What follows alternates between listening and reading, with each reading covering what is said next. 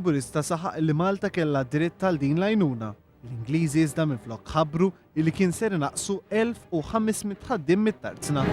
Mintoff ħejja ultimatum lill-Gvern Ingliż, iżda wara ħafna attività minn wara l-kwinti, il-Prim Ministru Boffa flimkien mal-membri tal-Kabinett l-oħra, Mintoff esklus, qablu li jirtiraw dan l-ultimatum.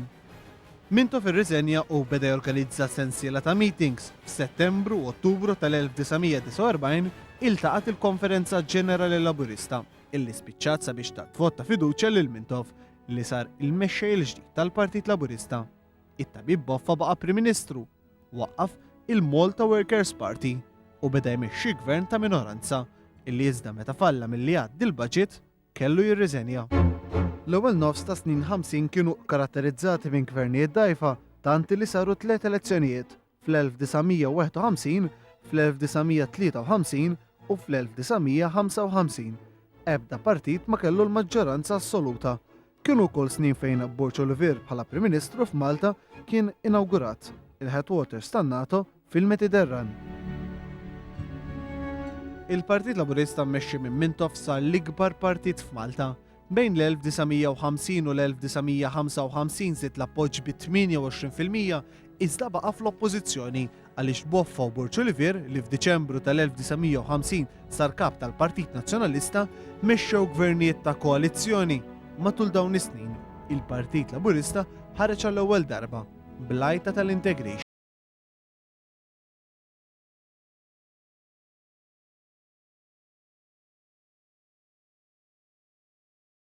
Fl-1955 il-Partit Laburista kien għadu jisħaq fuq l-għajta tiegħu ta' integration inkella self-determination. Mintoff rid li Malta issir parti integrali mill-Ingilterra b'rappreżentanza fil-Parlament Ingliż. Kien jemmen illi permezz tal-integration bil-għajnuna finanzjarja mill-Ingilterra seta' jagħti bidu għal kunċett ta' welfare state. Kull ftehim dwar l-integration kien ser jitpoġġa d-deċiżjoni tal-poplu f'referendum. Il-Partit Nazzjonalista talab illi Malta tingħata dominium status, jiġifieri awtonomija totali fl-oqsma tal-politika u amministrazzjoni lokali. Proposta tal-integration sfat taħt attakk qawwi mill-Partit Nazzjonalista u mill-Knisja. Il-Partit Nazzjonalista kien ħabbar li Malta kienet qalbeħ u għal min kien interessat japplika jingħata l-indirizz ta' Mintoff.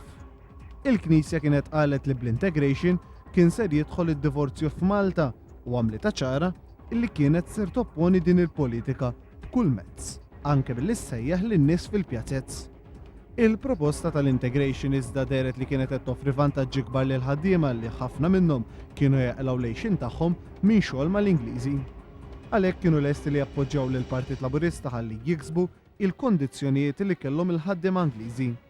L-elezzjoni saret u l-Partit Laburista rebaħ, kiseb 56% tal-voti u għall-ewwel u l-unika darba sal-lum kiseb anke l-maġġoranza f'Għawdex.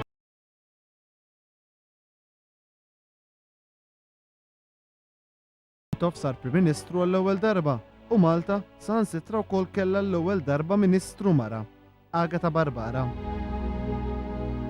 Il-Gvern Laburista beda jaħdem ħalli wettaq fil-prattika dak li wieħed dwar l-integration.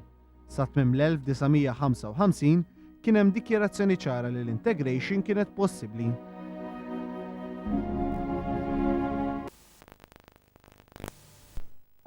Gvern Laburista appoġġja l-proposta għall-approvazzjoni tal-poplu f'referendum. Il-Knisja qalet li ma setax taċċetta l-integration. Il-Partit Nazzjonalista propona bojkott jew li jitħassar il-vot. Mabel Strickland ipproponiet vot le. Il-Partit Laburista ħeġġeġ għal vot iva. 75% ta' dawk li votaw ivvutaw favur l-integration. Minkejja dan iżda min-naħa tal-Ingliżi beda jkun hemm ħafna tkaxkir tas-saqajn. Bdew jaraw illi l-integration kienet tfisser spiża finanzjarja kbira lihom, waqt li beżaw illi 3 membri parlamentari Maltin fil-Parlament Ingliż setgħu jkunu perikolużi f'każ ta' xi maġġoranza żgħira ta' xi gvern. Il-Gvern Laburista xorta ġab lejn Malta 16 miljun lira sterlina bejn l-1955 u l-1958. Iżda fl-1957 tfaċċat il-possibilità li l-Ingliżi jalqu t-tarzna.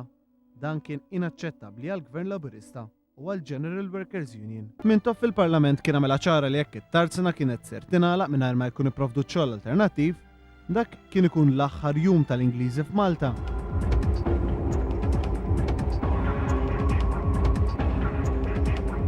Nhar 30 ta' Diċembru tal-1957 iltaqa' l-Parlament illi approva b'mod unanimu riżoluzzjoni storika li baqgħet magħrufa bħala l-Break with Britain Resolution.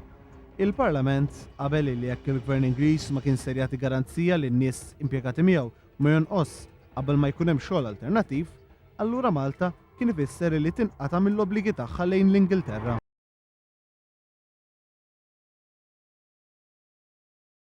Għal 3 xhur sħaħ, Gvern Laburista kompla b'taħdidiet li iżda ma waslu għal imkien. Nhar il-21 ta' April tal-1958, Mintoff fuq ir-rediffusion ħabbar ir-riżenja tal-Gvern Laburista. Is-sija tal-prova waslet.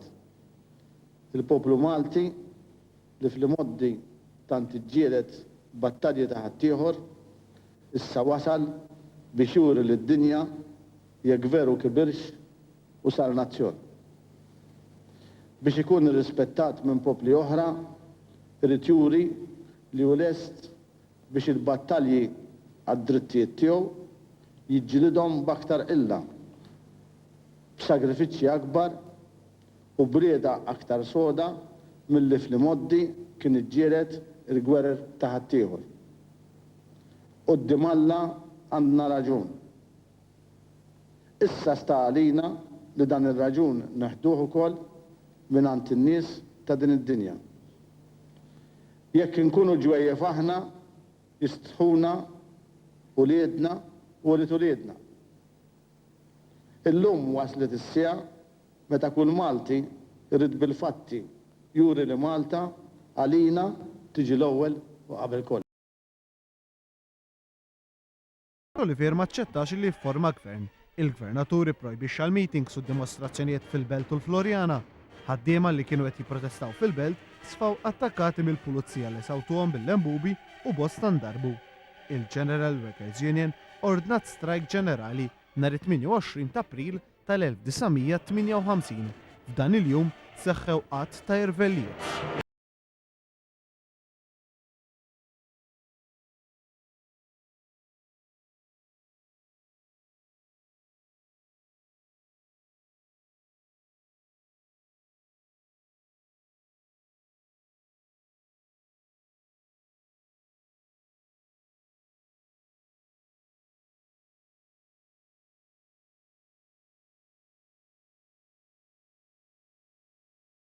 Aktar minn 100 persuna sfaw arrestati, fosthom l-ex ministri Agata Barbara, Dr. Albert Hizler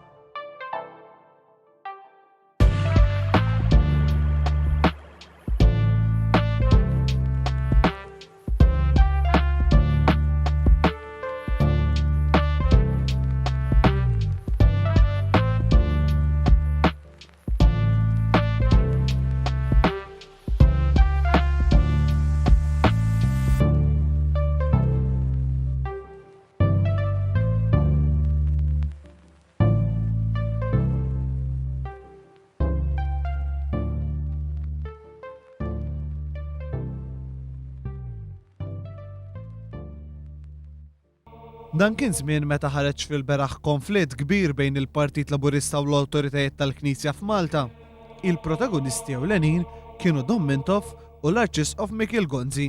Fl-istess ħin kien hemm ukoll l-Ingliżi, il-Partit Nazzjonalista u għadd ta' partiti żgħar li flimkien mal-Knisja kellhom il-kol għan wieħed. Dak li Mintoff ma jewx il-gvern fidejh mina r-raġuni u mina l-oħra. Il-ħsibiet ta' Dom Mintoff kienu ċari. Imma aħna il-verità nibqgħu nifra u nibqgħu niġġieldu biex il-ħaddiema jieħdu dak l-ħadd.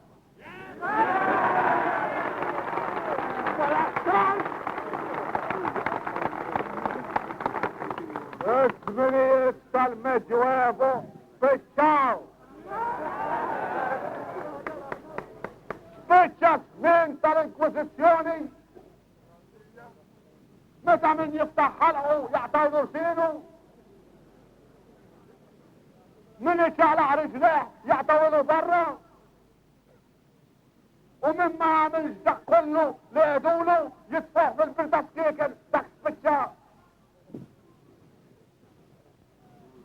Wieħda mill-akbar servizzi li qed jagħmel il-moviment tagħna ġewwa Malta huwa li jneħħi l-anqbut u d-dlammiet tal-antik. Minnaħa l-oħra fl-1944 Michiel Gonzi waqt laqgħa tal-MUT kien qal li l-Knisja trid li jkun hemm atmosfera kattolika fl-iskejjel, fl-għalliema, fil-kotba. Insomma, l-atmosfera għandha tkun mill-bidu sal-aħħar waħda kattolika. Gonzi ried illi f'Malta kollox jibqa' kif kien ilu għal snin sħaħ. Għall-Knisja Dom Mintoff kien daqs li kieku l-periklu numru 1 f'Malta. Dom Mintoff dejjem ċaħdu bl-ikbar qawwa. Ma rridx insaq inħalli l-impressjoni jiena li nixtieq jew li xi darba ridt lill-moviment tagħna minflok jibqa' moviment għal ħelsien kontra l-Gvern Ingliż. Isir moviment antiklerikali kontra l-qassisi. Dana ma rridux u ma nixtux. Aħna għal ħelsien qed niġġieldu kontra l-Gvern